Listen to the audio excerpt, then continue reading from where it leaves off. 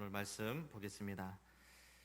말씀이 영생의 시작이라고 하는 제목입니다. 지난주에 우리가 영생에 대해서 이제 시작하면서 영생이라고 하는 것은 단순히 죽어서 가는 하늘나라 이런 개념이 아니라 그랬죠. 영생이라고 하는 것은 현재 우리의 삶 속에서 경험하는 하나님의 생명입니다. 그러니까 영생이라고 하는 것은 죽어서 천국 가는 것을 바라보는 것이 아니라 지금 우리가 신앙생활을 해 나가면서 누릴 수 있는 하나님의 생명입니다. 자, 그렇다면 이 놀라운 영생의 이 생명은 어떻게 시작이 되는 것일까 하는 거죠. 자, 영생이 어떻게 시작되죠? 죄와 사망에서 벗어난 우리들이 어떻게 해야 하나님의 이 생명 안으로 들어갈 수 있을까? 오늘 거기에 대해서 이제 살펴볼 텐데, 영생의 시작점, 영생의 시작은 우리 웨슬리 목사님은 칭의라고 이제 보았습니다. 즉 칭이라고 하는 것은 영생의 문을 이제 들어가는 순간이죠. 영생의 문이 열려지는 순간입니다. 웨슬리 목사님이 그의 일기에서 이제 올더스게이트 이 회심 사건에 대해서 소개를 했는데, 웨슬리 목사님이 그 동안은 이 구원받기 위해서 굉장히 노력을 열심히 했습니다. 그래서 매일매일 경건 생활하고, 그리고 전도도 하러 다니고, 신앙서적을 읽기도 하고, 그리고 자기 나름대로 예배도 철저하게 드리고, 이런 여러 가지 개인적인 노력을 많이 했습니다. 그런데 마음의 기쁨도 없고 평안도 없었어요. 하면 할수록 더 힘들다는 것이죠. 그러다가 어느 날 모라비안 교도들이 모여서 예배 드리는 곳에 가서 거기서 노마서 말씀을 읽는 것을 듣는 순간에 구원이라고 하는 것은 내 노력으로 되는 것이 아니구나, 내가 열심히 신앙생활을 한다고 해서 되는 것이 아니구나 하는 것을 깨닫게 되죠. 그러면서 믿음은 오직 의인은 믿음으로 산다, 믿음을 통해서만 구원이 시작되고 믿음을 통해서만 영생이 시작된다는 것을 느끼게 되었습니다. 그래서 그 말씀을 듣는 순간 마음이 뜨거워짐을 느꼈고, 그래서 이제부터는 내가 그리스도를 의지해서 구원받았다는 이 확신 가운데 있었다는 것을 이야기를 했습니다. 이게 바로 칭의의 경험입니다. 오늘 우리가 읽은 이 본문 말씀은 영생으로 들어가는 문이 어떻게 열려지는지에 대해서 분명하고 또 확실하게 이야기를 합니다. 너희는 그 은혜에 의하여 무엇으로? 믿음으로 구원을 받았다 그랬습니다. 이게 영생의 시작이에요. 이것은 너희에게서 난 것이 아니다, 하나님의 선물이다. 행위에서 난 것이 아니니 이는 누구든지 자랑하지 못하게 함이라. 그러니까 영생이라고 하는 것은 앞에서 웨슬리 목사님이 열심히 했던 그게 아니라는 것이죠. 열심히 새벽 기도하고, 열심히 성경책 읽고, 열심히 기도하고, 열심히 전도하러 다니고, 이것으로 영생이 시작되는 것이 아니라, 그래서 나의 행위가 아니라 오직 하나님의 선물, 은혜의 선물, 곧 믿음으로 시작된다라고 이야기했습니다. 근데 이 영생을 가로막는 것이 있습니다. 내가 영생을 얻는 데 있어서 가장 큰 방해물이 있습니다. 그게 바로 죄입니다. 로마서 3장 23절에 모든 사람이 죄를 범하였음에 하나님의 영광에 이르지 못하더니 라고 했습니다. 그래서 이 죄 때문에 우리가 하나님과의 관계가 끊어졌고 우리가 영적으로 죽어있는 상태가 되었음을 이야기합니다. 그래서 이 죄라고 하는 것은 우리로 하여금 하나님과 멀어지게 만듭니다. 죄를 지으면 지을수록 우리는 하나님과 멀어진다는 것이죠. 아담과 하와도 그렇지 않습니까? 아담과 하와도 늘 에덴 동산에서 그 좋은 곳에서 있다가 그 죄를 짓자마자 숨어버리고 말았죠. 나무 뒤에 숨었습니다. 하나님을 안 만나려고 그러고 하나님과 멀어지려고 했던 것을 보게 됩니다. 그래서 이 죄라고 하는 것은 결국은 하나님과 멀어짐으로 인해서 우리를 이 사망의 권세 아래 묶어두게 되는 것이죠. 엄청난 빚을 지고 있는 사람이 있습니다. 이 빚이 너무 커서 자기가 평생 일해도 못 갚아요. 아무리 노력을 해도 못 갚습니다. 아무리 열심히 해도 못 갚죠. 그래서 빚은 줄어들지도 않고 이자만 계속해서 쌓여가는 그런 상태, 이게 바로 죄 지은 사람의 모습이에요. 이처럼 우리 인간은 죄라는 이 거대한 빚 앞에서 스스로의 힘으로는 어떻게 할 수 없는 그 무능력한 존재였다는 것을 우리는 기억을 해야 됩니다. 이 죄 내가 회개하면 되지 뭐. 그 회개도 내 힘으로 되는 것이 아니라는 것입니다. 아무리 선한 행위를 하고 종교적인 의무를 다하고 경건하게 살려고 노력을 해도 그 모든 우리의 노력은 원죄와 이 자범죄, 라는 이 빚을 갚기에는 턱없이 모자라요. 내 힘으로 빚을 갚기는, 이 죄라는 빚을 갚기는 모자라는 것이죠.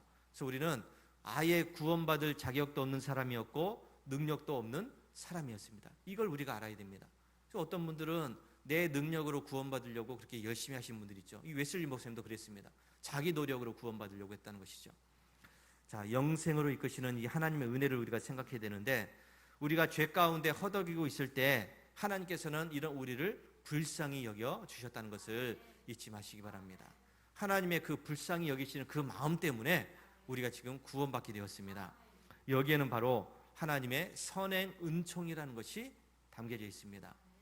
자, 이 선행 은총이 뭐냐면, 우리가 회개하기도 전에, 또 하나님을 믿기도 전에, 심지어 우리가 하나님을 떠나서 죄악 가운데 있을 때에도 우리 안에서 역사하시는 하나님의 은혜라고 할 수가 있습니다. 선행, 미리 한다는 것이잖아요. 하나님께서는 먼저 우리를 찾아오셨고 먼저 우리에게 손을 내밀어 주셨습니다. 죄악 가운데서 아무런 능력도 없이 고통받고 있을 때 하나님은 우리에게 손을 내밀어 주셨다는 것이죠. 그게 선행 은총입니다. 이 은혜가 우리의 삶 가운데 들어오게 되죠. 그래서 어떤 분에게는 어떤 순간에 어떻게 보면은 부흥회 같은 데 가서, 뜨거운 그런 집회 가서 은혜 받은 사람들, 그때 은혜 받고서 막 이 바닥을 뒹굴고 다녔다, 눈물 콧물 다 빠지면서 회개했다, 이런 분들 있잖아요. 그것처럼 하나님이 우리를 부르실 때도 있고, 어떤 분에는 잔잔하게 나도 모르게 그 말씀이 내 마음에 심겨짐으로 인해서 나도 모르는 사이에 그 말씀이 들어오는 그런 순간도 있어요. 어떤 분은 그 뜨겁게 받는 사람도 있고 잔잔하게 받는 사람도 있다는 것이죠.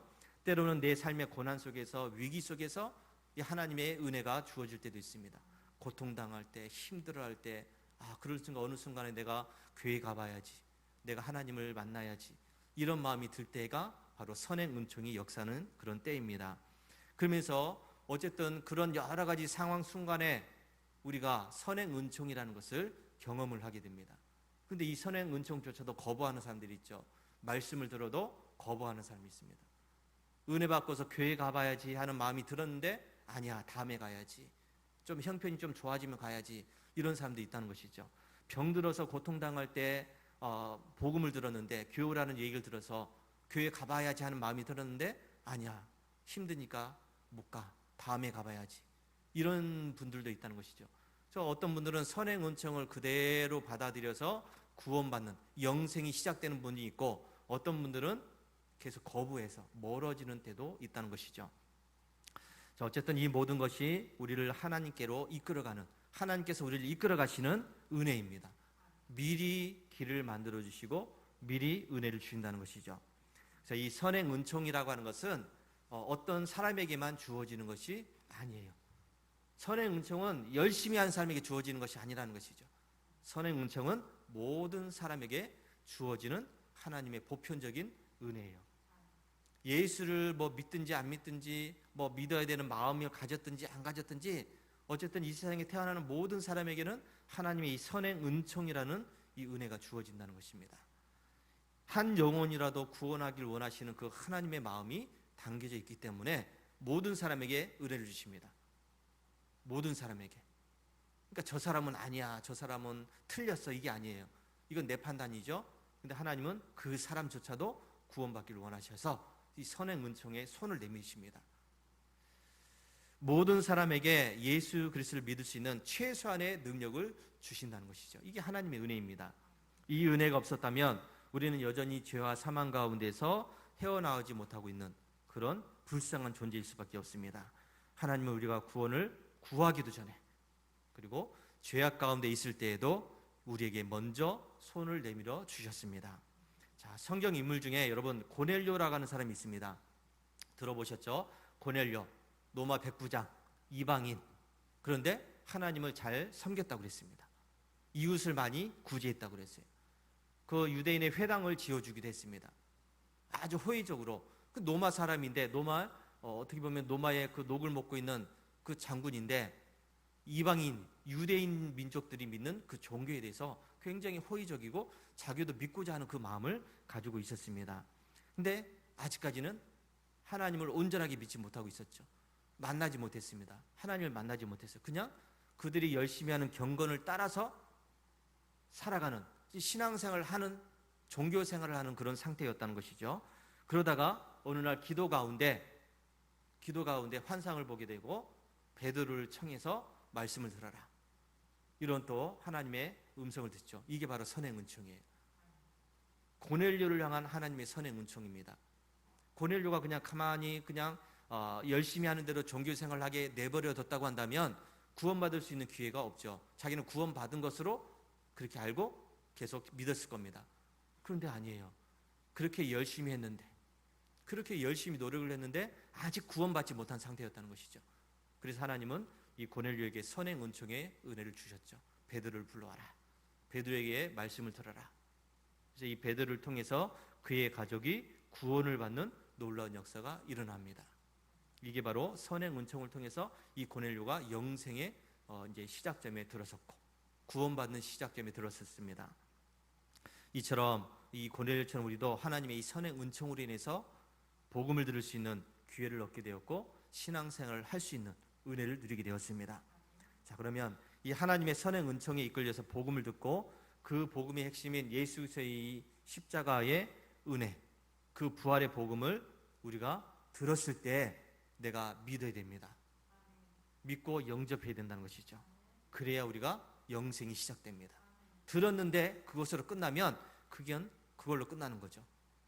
들었는데 행동하지 않으면, 우리가 믿음으로 반응하지 않으면 우리의 영생은 아직 출발을 하지 않은 겁니다.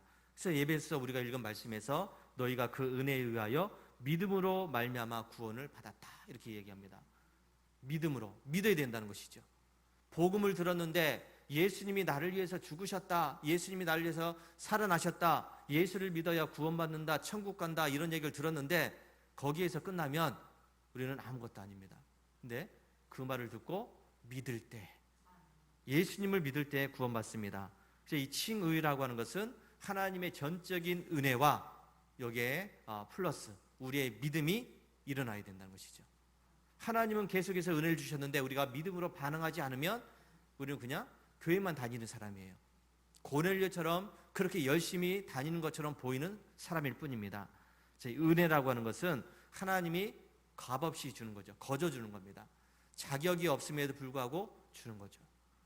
하나님의 이 선행 은총이라는 것은 내가 자격이 있기 때문에 받은 것이 아니라 자격이 없을 때 받은 거예요. 죄악 가운데 있을 때 받았다는 것이죠. 우리가 무언가를 행해서 열심히 해서 얻어내는 것이 아니라 나의 노력이나 나의 어떤 공로 없이 하나님 편에서 무조건 시작되어서 우리에게 거저 주시는 은혜, 이게 바로 하나님의 은혜입니다. 자, 그리고 여기에 우리가 믿음으로 반응하라고 그랬는데 믿음은 단순히 우리가 머릿속으로만 아는 게 아니에요. 공부 많이 해가지고 지식을 많이 얻어가지고 알고 있는 것이 아니라는 것이죠. 그것은 그분을 나의 구주로 신뢰하는 것, 그분의 말씀에 전적으로 의지하는 것, 그분께 나의 삶을 기꺼이 내어드리는 인격적인 관계, 전적인 의탁이 있어야 되는 것이죠. 자, 의자가 있습니다. 이 의자를 보니까 아주 튼튼해요. 앉으면은 편안하게 앉을 수 있겠다, 이걸 내가 알고 있습니다. 이게 지식이에요. 지적인 동의죠.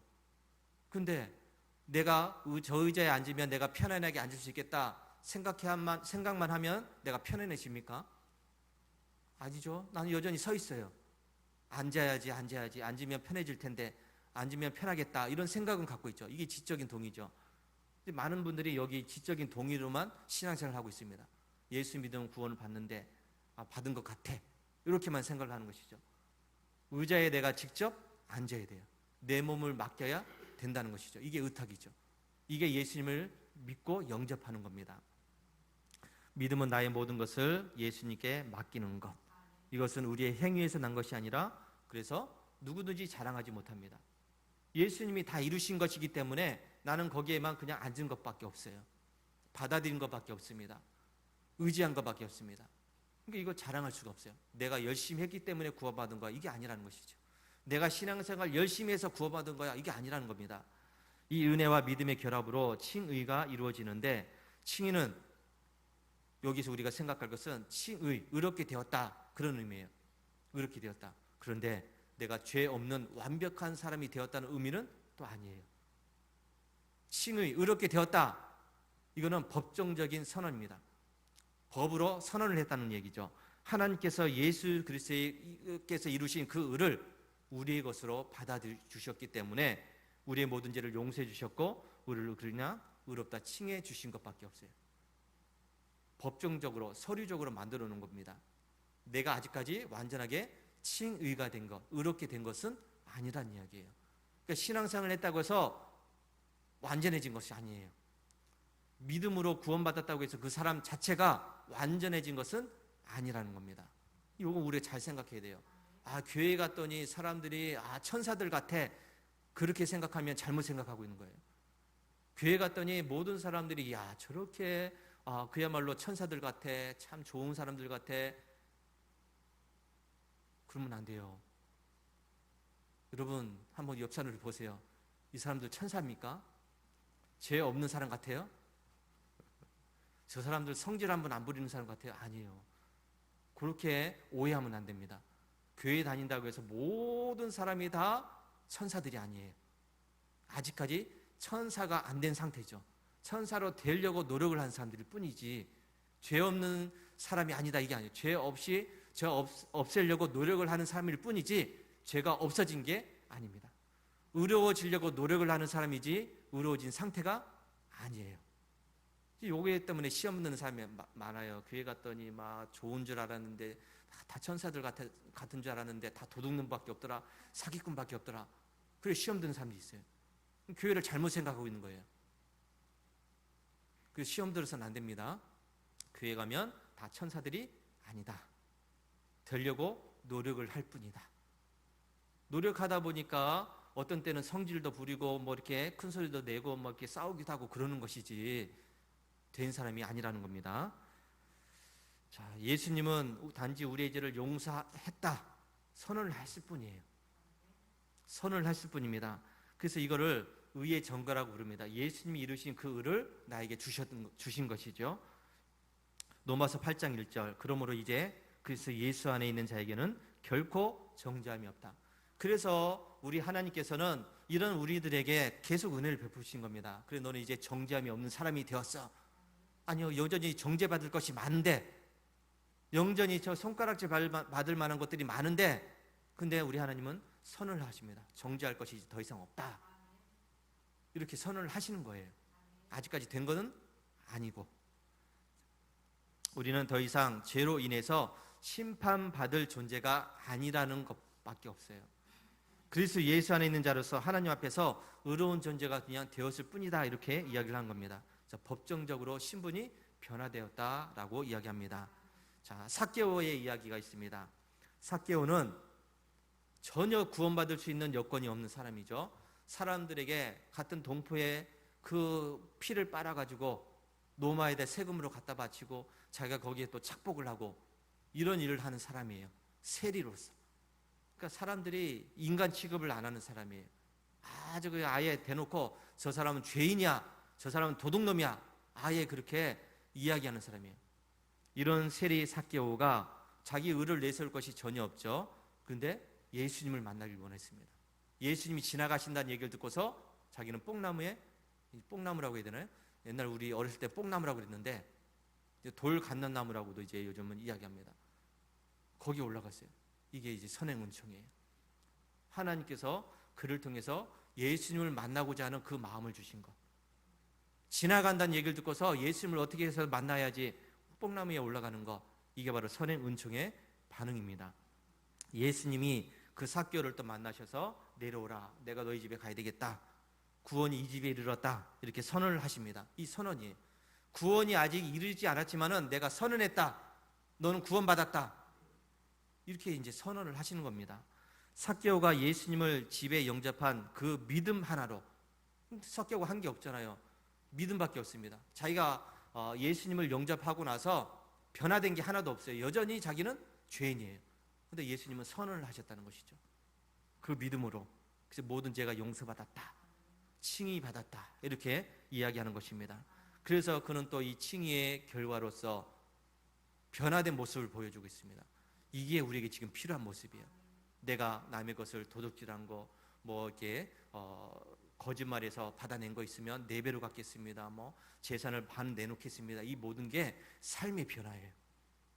우리 크리스찬들에게 중요한 게 바로 이 부분입니다. 구원은 받았다고 하는데 전혀 변화된 게 없어요. 아직까지 문제가 있는 거죠. 그러니까 아직까지는 완전하지 않은데 완전하게 되려고 노력하는 상태 속에서 변화된 삶을 살라는 겁니다. 옛날에는 이렇게 했는데 지금은 아니라는 것이죠. 이 삭개오처럼 변화되는 것이 우리의 성화의 삶을 살아가는 겁니다. 삶의 변화를 보여주는 이 열매가 있어야 구원을 이루어가는 성도의 모습이라고 할 수가 있습니다. 그래서 그 믿음이 구원받았다라고 한다면 법정적인 선언밖에 없지만은 그러나 그 믿음으로 점차 나의 삶이 변화되는 것, 이게 우리가 구원을 이루어가는 모습이라고 할 수가 있습니다. 로마서 5장 1절에서 이 칭의의 결과로 우리가 이제 하나님과 화평을 이루었다라고 말씀합니다. 화평이라고 하는 것은 완전해졌다는 것이죠. 온전해졌다, 하나가 되었다. 하나님 안에서, 그리스도 안에서 우리의 이 하나님과의 관계가 완전하게 회복되어서 더 이상 하나님과의 꺼리낌이 없는 상태가 되었다, 이렇게 이야기하고 있습니다. 그래서 우리는 하나님 옆에 담대히 나갈 수 있는 것이죠.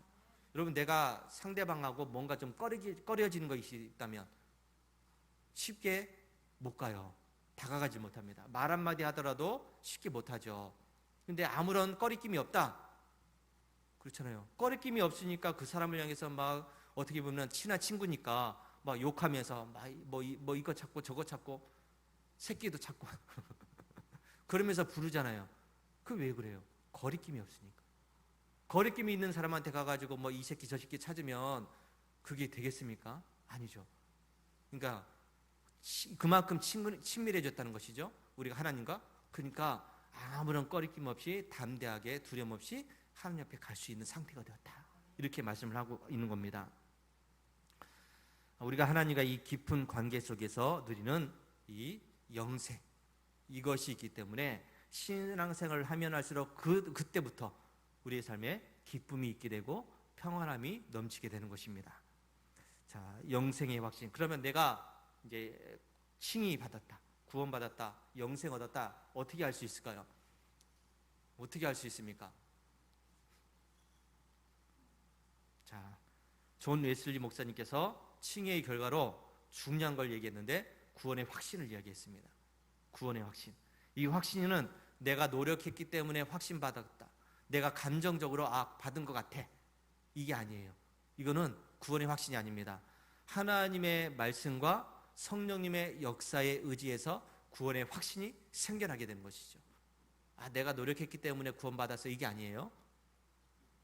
성령님께서 내 마음 가운데서 그래 너는 하나님의 자녀라는 이 확신을 계속 주시기 때문에 내가 확신이 생겨나는 겁니다. 로마서 8장 16절, 성령이 친히 우리의 영과 더불어 우리가 하나님의 자녀인 것을 증언하시나니. 구원의 확신을 주시는 분은 성령님이십니다. 내가 아니에요. 내 의지가 아닙니다. 예수님을 믿을 때 우리 안에 오시는 그 성령님께서 우리 마음속에서 그래 너는 이제 구원받았어, 구원의 열매를 이루어나가, 더 열심히 해서 성령의 열매를 맺어가, 이렇게 말씀하시는 분이 성령 하나님이십니다. 이것은 감정적인 흥분을 넘어서는 것이죠.